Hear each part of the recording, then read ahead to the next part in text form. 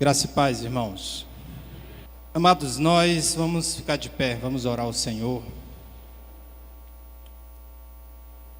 Vamos curvar nossas cabeças e orar ao nosso Deus, que é digno de toda honra, de toda glória, de todo louvor, de toda adoração. Curva sua cabeça, vamos orar. Senhor nosso Deus, obrigado, Senhor, porque eu sei que a nossa motivação vem de Ti, não vem de nós mesmos, não vem do homem. Eu sei que o nosso desejo, a nossa vontade de Te servir, de contribuir, vem antes de Ti, Senhor. Porque o Senhor tem se tornado a peça principal das nossas vidas. E entendemos, Senhor, que sem Ti nós não somos capazes. Sem Ti nós não temos forças, não temos a capacidade de prosseguir, de continuar.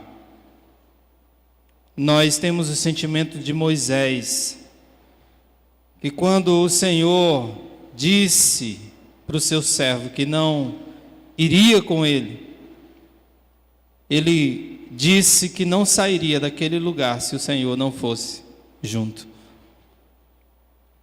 Nós sabemos, ó Deus, que o Senhor é indispensável nas nossas vidas e queremos continuar sendo dependentes de Ti, Senhor, unicamente. Eu quero te pedir que o Senhor continue nos abençoar, nos dar motivação. Faça com que, Senhor Deus, essa chama dentro de nós possa se tornar cada vez mais poderosa, transformando os nossos sentimentos em ações práticas, para que de alguma forma o Teu reino venha a se desenvolver. Essa é a oração que te faço no nome do Teu Filho amado, Jesus Cristo. Amém. Amém. Abra sua Bíblia em Atos capítulo 4, Atos dos Apóstolos. Atos 4, 32. Amém? Olha só o que é que o texto da palavra de Deus diz. Da multidão dos que creram, uma era a mente e o coração. Ninguém considerava unicamente sua coisa alguma que possuísse, mas compartilhavam tudo o que tinham. Tudo o que tinham. Queridos, quando as pessoas se unem em prol de uma causa, quando nós temos esse entendimento de que juntos nós somos melhores, tudo se torna mais fácil. Tudo. Uma construção, uma família, um time de futebol, uma equipe, uma igreja. Eu entendo que são ambientes sociais que foram constituídos para trabalhar, para funcionar em equipe, como grupo. Eu entendo que sozinho tudo fica mais difícil. Quando a pessoa, ela tenta viver, ela tenta se desenvolver, ou tenta criar, ou tenta fazer algo sozinho, ela vai encontrar muito mais dificuldade, como aqui nós assistimos na peça, muito bem desenvolvida pelo Ministério Semearte. Quando a gente vai lá para o Velho Testamento, por exemplo, Noé, quando ele começa a construir a arca, a gente percebe que a família de Noé estava envolvida naquela construção. Noé como líder.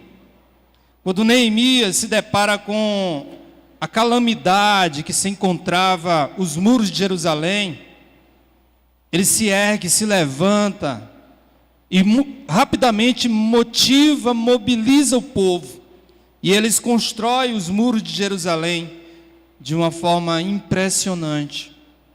Quando Jesus começa então a andar pelo lago da Galileia, pensando no seu ministério, em expandir o seu reino, Ele começa então a olhar para aqueles homens pescadores e começa então a montar uma equipe, um grupo de homens para assim executar a sua tarefa. E Jesus passa 3 anos com aqueles homens. Nós entendemos, irmãos, que a força de qualquer organização está na capacidade que ela tem de estar sempre unida. De estar sempre unida. E é incrível, você pode olhar na palavra de Deus, na Bíblia que está com você. Você vai perceber que a igreja, ela se define a partir da sua coletividade. A igreja se define a partir da sua coletividade. Eu separei aqui 3 termos que nós encontramos que são referências à igreja. Um dos termos que nós encontramos que é uma referência à igreja é o termo corpo de Cristo. Essa é uma figura de linguagem utilizada por Paulo. E é interessante observar o conceito de corpo de Cristo que é atribuído à igreja. O corpo é definido através de seus membros. Os membros tornam-se imprescindíveis ao corpo. Assim como, por exemplo, quando você olha no espelho e vê braço, perna, olho, nariz, orelha. Cada parte desse corpo, ele é imprescindível. Ele tem uma função, um papel importante para que esse corpo possa funcionar. Romanos 12, 5, Paulo escrevendo aos Romanos, ele diz: assim também em Cristo, nós que somos muitos, formamos um corpo e cada membro está ligado a todos os outros. Veja outra referência que nós encontramos à igreja, outra figura de linguagem. A igreja é comparada à família de Deus, uma família. E é muito comum a gente ouvir dos irmãos novos convertidos que estão sendo agregados ao nosso meio. E a gente ouve aqueles depoimentos, alguns irmãos dizendo: olha, agora eu ganhei uma família, eu tenho uma nova família. Eu tenho irmãos, eu tenho amigos. E se existe uma palavra que define igreja, é família. A ideia de pertencer a uma célula de afetividade, de afinidade. Efésios 2,19. Mais uma vez Paulo escrevendo: portanto vocês já não são estrangeiros, nem forasteiros, mas concidadãos dos santos e membros da família de Deus. Às vezes eu ouço no meio da igreja alguns conceitos que se levantam. E eu entendo que alguns desses conceitos não são bíblicos. Algumas pessoas acham que aqueles que estão, ou que pertencem à igreja, algumas pessoas acham que não devem dar satisfação das suas vidas para as outras pessoas. Não estou nem aí. A vida é minha e eu não devo dar satisfação a ninguém. Será que lá na sua casa seu filho chega para você e diz isso? Olha, pai, a vida é minha, eu não devo satisfação para você nem para ninguém. Será que seu filho diz isso para você? Fala. Hã? Por que ele não diz isso? Eu sei que alguns dizem, viu? Sabe por quê? Porque ele pertence a uma família.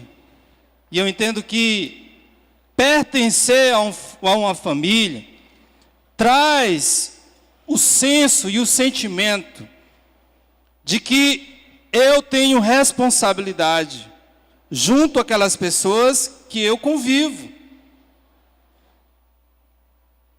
Então, quando um membro ou uma pessoa da igreja diz: eu não devo satisfação para ninguém, você está eliminando da sua vida esse conceito de pertencer a uma família, a igreja do Senhor Jesus Cristo. Claro que eu preciso dar satisfação da minha vida para o meu irmão. A gente ensina e trabalha muito essa questão de compartilhar, de confessar os nossos pecados, as nossas dificuldades. Porque eu pertenço agora a uma família. A minha vida agora ela é compartilhada com outras pessoas. Vejam que o conceito de igreja está ligado à coletividade. Corpo, membros, família. Mas existe um outro conceito também que nós encontramos na palavra de Deus. Essa foi Jesus que disse. A igreja ela é comparada a um rebanho. Pertencemos ao mesmo aprisco. Ocupamos um espaço coletivo. Nós estamos juntos no mesmo barco. Jesus fala em João 10,16: tenho outras ovelhas que não são deste aprisco. É necessário que eu as conduza também. Elas ouvirão a minha voz e haverá um só rebanho, um só pastor. Quando eu olho para essas figuras, meus amados, eu percebo que a força dessas figuras, que são comparadas à igreja, está na sua coletividade. O corpo ele tem funcionalidade, ou só vai funcionar, aquele corpo só vai sobreviver se os seus membros estiverem juntos, unidos e trabalhando em equipe. A família sem o senso de pertencimento, essa ideia de que eu pertenço a algo, a minha vida pertence e está envolvida juntamente com a vida de outras pessoas, nessa ligação afetiva, de cumplicidade. Se nós não tivermos esse entendimento, a família ela vai ficar enfraquecida. Ela desmorona. A própria palavra de Deus diz que uma casa dividida, ela não subsiste, não permanece. O rebanho, meus amados, quando ele se dispersa, quando ele está fora do aprisco, ele torna-se vulnerável, desprotegido. É quando você está em grupo, quando as ovelhas estão juntas, e de repente uma sai do grupo e ela se afasta do grupo. Aquela ovelha que se afastou do grupo, ela se torna vulnerável. Ela pode ser atacada. Quando nós estamos juntos, nós nos tornamos mais fortes. Nós nos fortalecemos. Nós prevalecemos. Quando eu olho para esse texto de Atos, capítulo 4, versículo 32, uma das coisas que eu acho mais impressionantes, meus amados, era a característica dessa igreja chamada igreja primitiva. E eu vejo que a igreja primitiva ela é um modelo de igreja ideal, que nós devemos copiar, seguir. Se existe um modelo a ser seguido, é a igreja primitiva, a primeira igreja. Interessante quando você observa no início do capítulo, Lucas, que escreveu o livro de Atos, ele começa dizendo assim, nesse versículo: da multidão dos que creram. Vejam que Lucas é enfático ao destacar essa pluralidade, quando se refere à igreja primitiva. Ele diz da multidão dos que creram. Então, percebe-se que a igreja ela inicia com um grupo de pessoas que traziam e que manifestavam ali uma numerosa, ou um numeroso ajuntamento. A primeira pregação de Pedro, lá em Atos capítulo 2, diz que mais de 3.000 almas se converteram, sendo essas almas batizadas. Então entendam que quando a gente olha para a igreja de Atos, a gente percebe essa pluralidade. Percebemos a multidão daqueles que estavam sendo agregados à comunidade cristã. Mas é incrível como tem pessoas, meus amados, que se incomodam com o fato de haver muitas pessoas.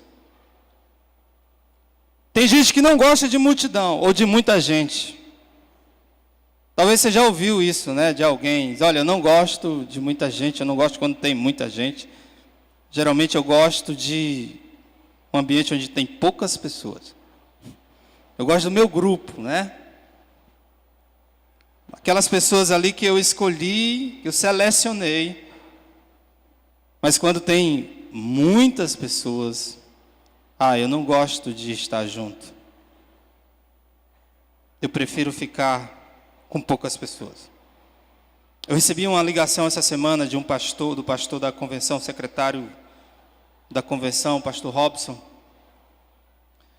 E ele me compartilhou a respeito de uma igreja centenária, a primeira igreja batista do Piauí, a igreja lá em Jeromênia, que tem mais de 100 anos de existência. E ele dizendo, olha pastor, para minha tristeza, eu queria compartilhar para você que essa igreja só tem 30 membros. A igreja tem mais de 100 anos de existência e a igreja só tem 30 membros. A igreja está se deteriorando.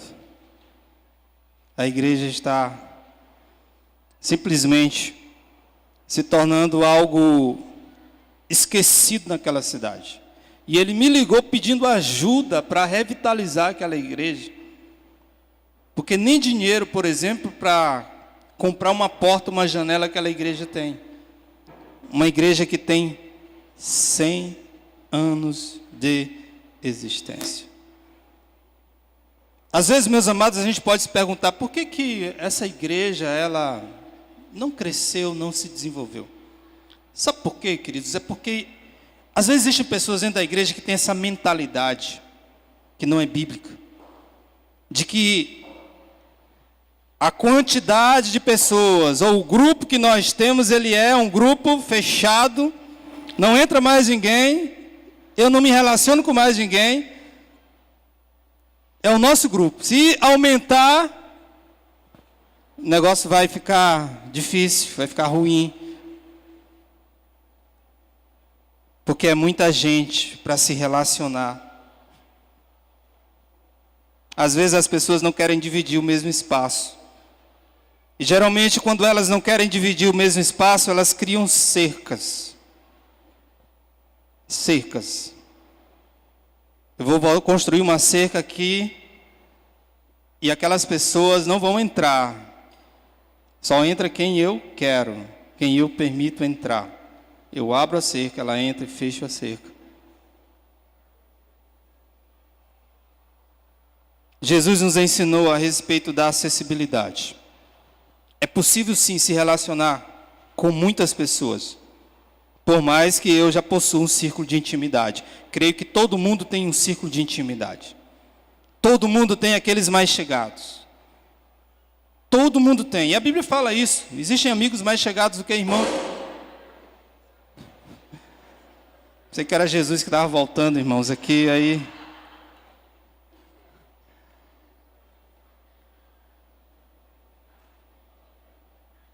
Todos nós temos um ciclo de afinidade. Você tem aquele amigo que senta na sua mesa, que toma café com você, que faz parte do seu dia a dia, que você liga para ele quando está precisando. Então você tem esse grupo. Mas isso não quer dizer que as outras pessoas nas quais você convive e pertence, elas não podem ter afinidade ou contato com você.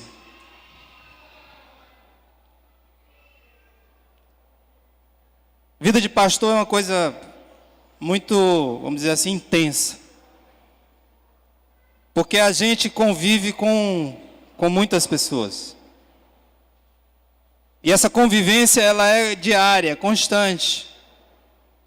E sabe uma coisa que é muito prazeroso para mim como pastor, e confesso aqui para os amados, posso fazer essa confissão. Eu gosto de conhecer novas pessoas. Eu gosto de ter contato com outras pessoas, que às vezes não faz parte ali daquele grupo que eu já tenho convivido.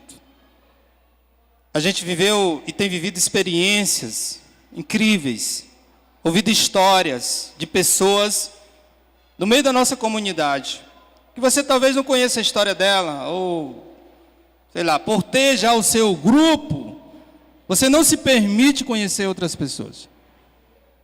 E é incrível como a vida das pessoas, essa troca de conhecimento, de contato, isso enriquece as nossas vidas. A pergunta que nós poderíamos fazer nesse momento é: se somos muitos, por que não causamos um impacto maior? Por que ainda desenvolvemos essa atitude tímida, eu vejo dessa forma, em relação às ações que são desenvolvidas por nós? Uma coisa que eu entendo é: falta à igreja de hoje um mecanismo que a define. Sabe qual é o mecanismo que a define a igreja? Está atribuída a palavra unidade. Observem o texto de Atos 4:32, a continuidade. O versículo diz o seguinte, de acordo com Lucas, quando ele descreve a igreja. Ele diz: da multidão dos que creram, um era a mente e o coração. Um era a mente e o coração. Vejam que esse é o grande desafio da igreja. Sabe qual é o grande desafio da igreja? Transformar a pluralidade em unidade. Transformar a pluralidade em unidade. Porque quando eu olho para a igreja, eu vejo essa quantidade de pessoas. São muitos. Essa pluralidade. Como transformar esses que são muitos em um só? A dificuldade da pluralidade vem com a diversidade. A pluralidade gera esse conceito e muitas vezes essa preocupação em nós. Pastor, mas são muitas pessoas e são pessoas diferentes. É muita gente e gente diferente, gente que não compartilha de algumas atitudes que eu compartilho, de algumas coisas que eu penso. Como construir unidade no meio dessa pluralidade? A igreja de Atos conseguia fazer isso. Porque o texto diz que da multidão dos que creram, um era a mente e o coração.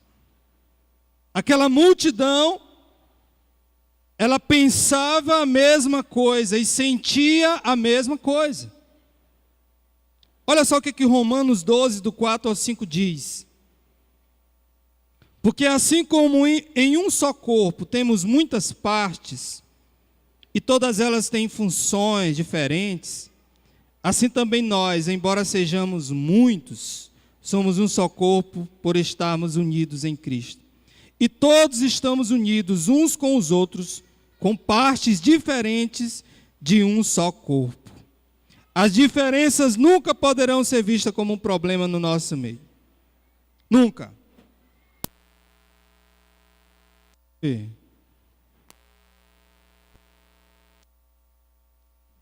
Som. Oi.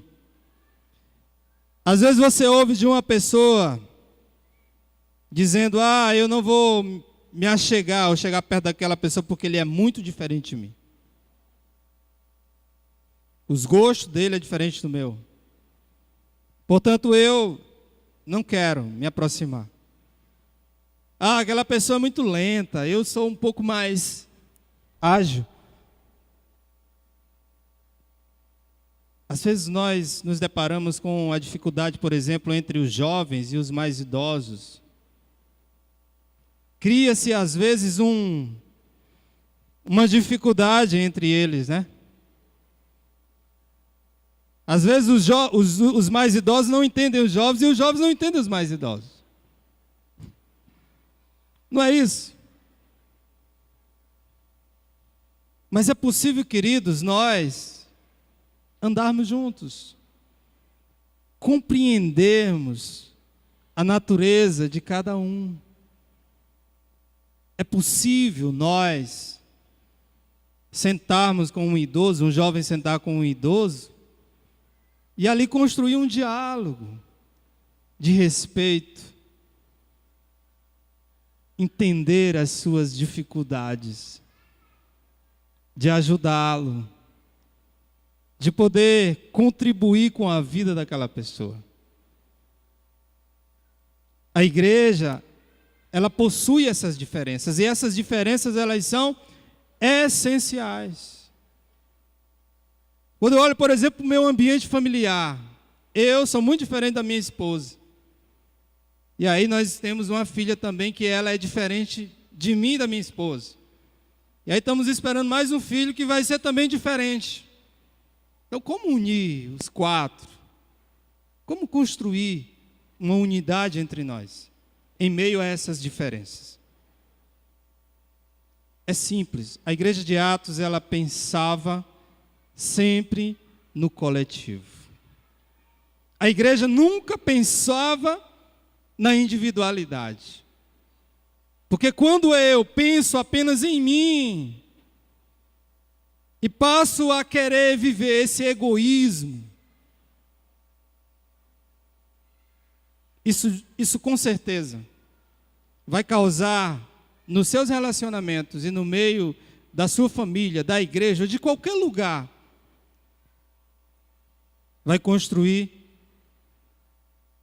um racha, uma divisão. Quando pertencemos a um ambiente coletivo, os interesses devem priorizar o coletivo. Quando eu digo somos uma família, meus interesses deixam de ser individuais e passam a ser voltados para o coletivo.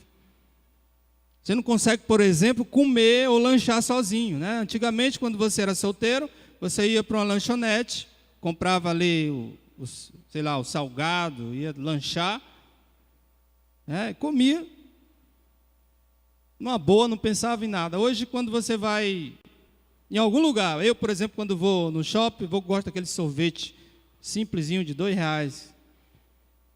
Então, quando eu vou comer o sorvete, eu lembro que minha filha ama aquele sorvete. Ela é apaixonada por aquele sorvete. Então, logo vem à minha mente, eu pertenço a uma família. Eu penso no coletivo. Eu vou para um lanche lá, eu tenho que levar para ela ou para eles. Isso é pensar no coletivo. A igreja não é um lugar, meus amados, onde há espaço para individualidade. O texto vai mostrar, mais na frente, vocês podem ler em Atos, que um casal, lá na igreja de Atos, tentou tramar ou agir de uma forma que não viesse pensar no coletivo. E esse casal se chamava Ananias e Safira, vocês conhecem a história.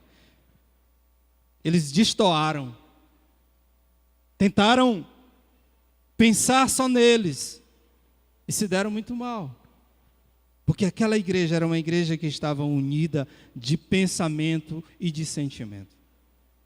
Eles pensavam a mesma coisa e sentiam também a mesma coisa. A igreja, apesar de muitos, consegue pensar igual. Porque o pensamento visava sempre o coletivo e não o individual. Filipenses 2, versículo 2, eu acho lindo esse texto. Paulo escrevendo para aquela igreja. Paulo tinha essa preocupação, meus amados, que a igreja pudesse desenvolver esse pensamento coletivo. Ele diz: completem a minha alegria, tendo o mesmo modo de pensar, o mesmo amor, um só espírito, uma só atitude. Estejam unidos, isso é unidade. Isso é unidade. A igreja precisa falar a mesma linguagem, seguir em uma só direção.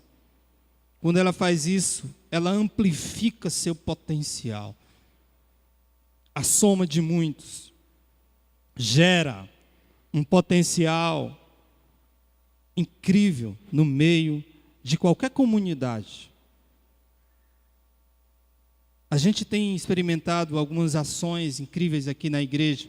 Eu já tenho compartilhado dessa experiência da construção, de ajudar alguém a construir a sua casa.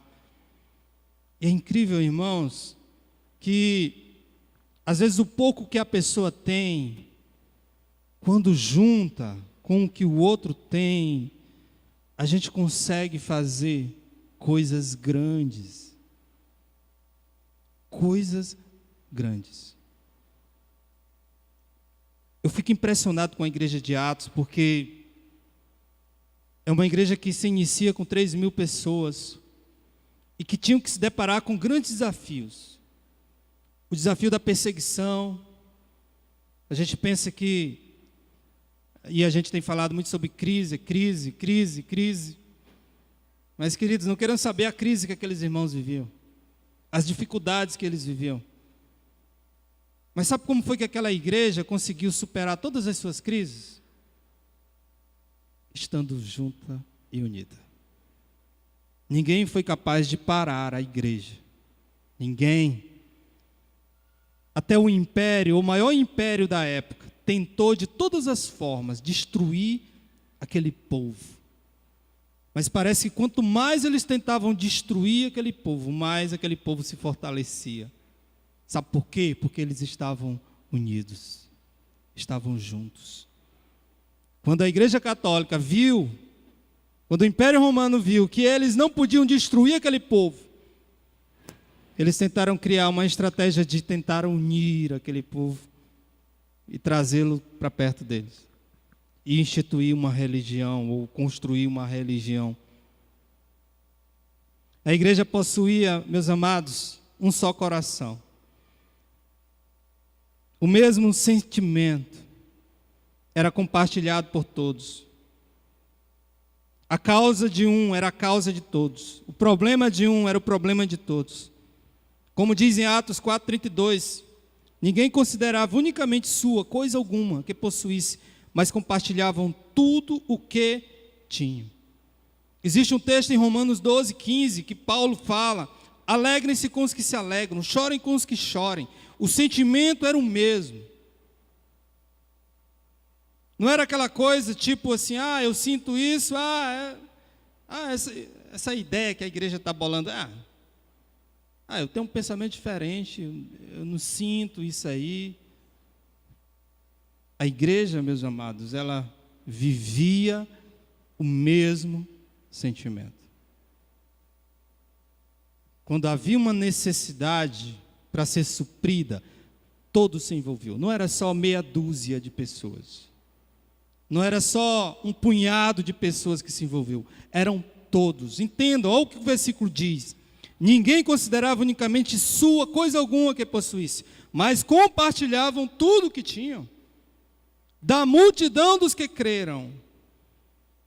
Eles viviam essa unidade.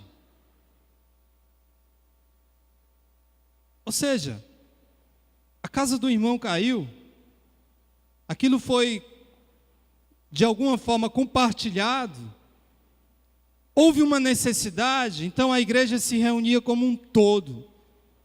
Não era só 3, 4, 5 pessoas, eram todos. Porque todos estavam unidos e juntos, entendiam e compartilhavam desse mesmo sentimento. E era por isso que a igreja era capaz de revolucionar a sua época. Olha só o que a unidade causava na igreja. Causava a maior revolução que o ser humano é capaz de reproduzir. Você sabe qual é a maior revolução que o ser humano é capaz de reproduzir? Você sabe qual é?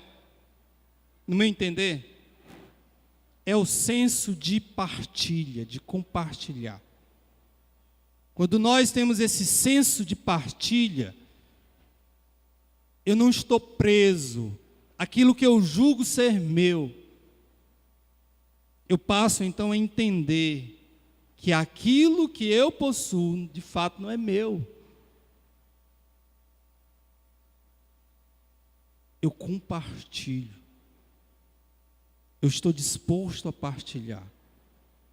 O forte daquela igreja era esse senso de partilha, esse sentimento que brotava dentro deles. Eles compartilhavam tudo o que tinham. E olha só, quando o senso de partilha é compartilhado por todos, sabe o que eles faziam lá na igreja de Atos? Sabe o que eles fizeram? Eles inverteram a ordem humana. Você sabe qual é a primeira ordem humana, que o ser humano já nasce com ela? É de achar que ele precisa receber tudo. Tudo é para ele. É a criança que quer que as atenções estejam voltadas para ele. Quer ser o centro das atenções. Talvez você tenha um filho que quer ser o centro das atenções. Tudo tem que ser para ele. Para ele. Para ele.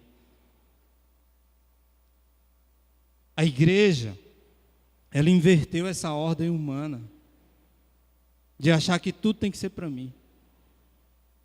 A sociedade pensa dessa forma, só pensa em ganhar, em receber. Pessoas vêm para a igreja para receber. Eu quero receber o melhor louvor, eu quero receber a cura, eu quero receber a oração dos irmãos. Mas Jesus nos ensina que melhor é dar do que receber. A igreja estava disposta a dar. O foco daquela igreja era compartilhar, e não reter, e não guardar, e não achar que aquilo que eles possuíam era unicamente deles. E sabe por que muitas vezes a gente não prospera, irmãos? E a gente tem um conceito errado sobre prosperidade, que a gente acha que prosperidade está ligada, associada a coisas materiais. Sabe por que a gente não prospera na nossa vida? É porque o meu pensamento está sempre voltado para mim, para o eu. Eu quero crescer, eu quero aumentar minha empresa, eu quero ser o melhor profissional, passar num emprego que venha ganhar muito dinheiro. Mas quando nós temos um pensamento diferente, que ao invés de pensarmos em nós, eu penso no próximo, no outro, Deus, Jesus, Ele vai multiplicar, você vai prosperar. Nós fizemos uma atividade para os pais, eu queria compartilhar isso com vocês. Alguns irmãos ficaram sabendo, ontem nós estivemos com os pais num sítio. E aí a gente com aquele desejo no coração de realizar um evento que fosse agradável, que as pessoas, que os pais pudessem se sentir bem, felizes ali, com as suas famílias. E aí um irmão teve a ideia de dizer assim, vamos cobrar R$25 por cada pai e suas famílias. E aí naquela empolgação, vamos embora, R$25 para fazer um churrasco com os pais. E tragam sua família. Aí o irmão botou lá, minha família é 5. Aí eu já comecei a coçar a minha cabeça. Aí o outro botou, eu e mais 4. Eu e mais 3. E a gente foi para a caneta, gente, R$25 para dar churrasco. Pessoa pagando R$25. Eu disse, Deus, faz um milagre, viu? E a gente começou então a ficar preocupado com isso. Gente, incrível, quando os nossos sentimentos e os nossos planos, eles se voltam para o outro, sabe o que Deus faz? Ele multiplica. Incrível. Eu fui no supermercado comprar carne, eu particularmente fui lá. As carnes todas estavam em desconto, tão barato. Todas que eu comprei estavam com um desconto incrível. Teve delas que eu tive um desconto de 50% no valor. Aí teve um irmão que deu uma ideia ainda de fazer uma feijoada. Esse irmão, aí o churrasco, eu pensei assim, carne, arroz e farofa só. Aí o irmão disse, vamos dar uma feijoada para os pais também, para aumentar. E eu disse, cara, com R$25? Família trazendo 5 pessoas? E aí eu peguei aquele dinheiro, comecei a comprar as coisas. Comprei. O outro foi cuidar do feijão. Queridos, aí Deus fez uma coisa impressionante. Ele multiplicou aquele. Todos comeram bem, comeram feijão, arroz, deu até salada, viu? A carne que eu comprei, os homens não deram conta de comer toda a carne. Primeira vez que eu vi o Araújo com a barriga cheia, viu? Ele sentou com uma cadeirinha assim do lado da churrasqueira. Ele disse, só vai sair daí no SAMU. Quando o Araújo saiu, se levantou daquela cadeira, eu disse, gente, está aqui, nós conseguimos, viu, irmão Washington? Gente, a carne, deu tanta carne, tanta comida, que sobrou carne. A carne que sobrou eu dei para a pessoa que nos ajudou lá. Olha, leve aqui para você, uma pessoa humilde. Eu entreguei a carne para ele. E ainda sobrou dinheiro ainda. Sabe por quê? Porque quando eu entendo que prosperidade é isso aí. Esse é o meu entendimento sobre prosperidade. Porque prosperidade é aquele sentimento que eu tenho de abençoar o outro, em favor do outro. E Deus termina multiplicando, abençoando. Era isso que acontecia no meio da igreja de Atos. Sempre havia multiplicação. E é isso que eu quero compartilhar para vocês. Quando nós estamos juntos, irmãos, quando todos se envolvem, nós somos capazes de fazer coisas incríveis, coisas grandes. A igreja conseguiu erradicar as diferenças sociais e econômicas entre eles. A Bíblia diz, no versículo 34, que não havia necessitados no meio daquela igreja. Sabe por quê? O texto diz que aqueles que tinham terrenos, propriedades, vendiam suas propriedades para ajudar aqueles que não tinham propriedade. Eles conseguiram erradicar as necessidades. Todos compartilhavam. E isso não era uma campanha, viu, irmãos? Não era só um momento específico que a igreja estava vivendo. O sentimento de unidade era uma coisa contínua. Não era uma coisa que precisava cobrar e dizer, ei, irmão, bora fazer isso. Não. Era algo natural, espontâneo de cada um. Eu queria encerrar a minha palavra nessa noite fazendo uma pergunta. O que a igreja é capaz de fazer quando ela vivencia na prática a unidade? O que a igreja é capaz de fazer? O que nós somos capazes de fazer? Pense aí com você. O que nós somos capazes de fazer se todos vocês aqui, todos nós, nos unirmos em prol de uma causa? Vocês nem imaginam o que nós somos capazes de fazer. Às vezes nós nem pensamos nisso, no grande potencial que existe quando nós estamos juntos. Crise sempre vai existir. Sempre vamos viver tempos de crise. Essa crise que está aí, isso aí já vem se arrastando há muitos e muitos anos. Algumas pessoas perguntavam, pastor, vamos fazer uma campanha em meio à crise? Eu disse, rapaz, quando foi que o povo de Deus realizou grandes coisas? Quando foi que o povo de Deus conseguiu construir ou idealizar grandes acontecimentos feitos? Em momentos de crise. Olha para Neemias. Neemias era um copeiro, irmãos. Quando ele ouve a notícia lá de Jerusalém, os muros estão caídos, o povo está passando fome, a miséria está presente lá em Jerusalém, o povo está morrendo de fome. A tua cidade está destruída, não tem nada lá. Neemias começa a chorar, a orar. Sabe o que Neemias faz? Ele era só um copeiro. Ele não era um governador. Ele não era uma pessoa rica que tinha posses. Neemias começa fazendo, sabe o quê? Orando. Ele ora, coloca o joelho dele no chão e começa a chorar e jejuar e orar. Para que Deus mobilizasse e de alguma forma resolvesse o problema do seu povo, da sua cidade. Sabe o que foi que Deus fez? Vai ler lá o texto de Neemias, viu, gente? Para você ver.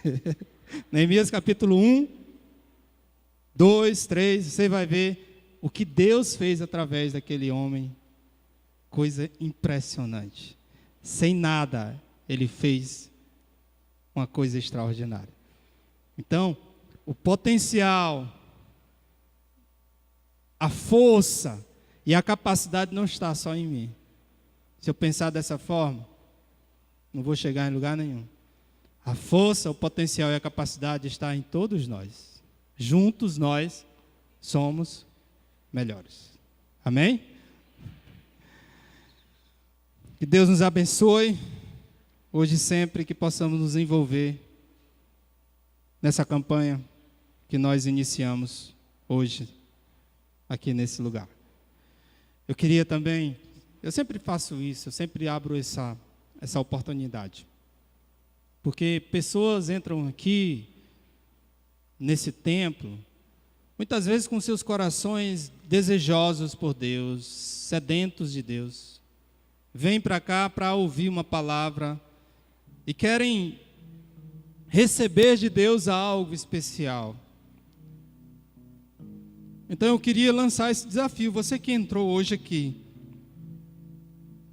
que tem um sentimento, nesse momento aí, palpitando dentro de você, lhe incomodando, dizendo assim: eu preciso ir além, eu preciso ser uma pessoa melhor, eu preciso de algo melhor para a minha vida, porque essa vida que eu estou levando, aquela sensação que está faltando alguma coisa na tua vida, você tem essa sensação? Eu quero dizer para você que aquilo que está faltando na tua vida, se você ainda não tem, é Jesus Cristo, é Deus. Deus, Ele preenche a nossa vida por completo. Ele preenche a nossa vida. E se hoje tem alguém aqui que quer que Deus preencha a sua vida,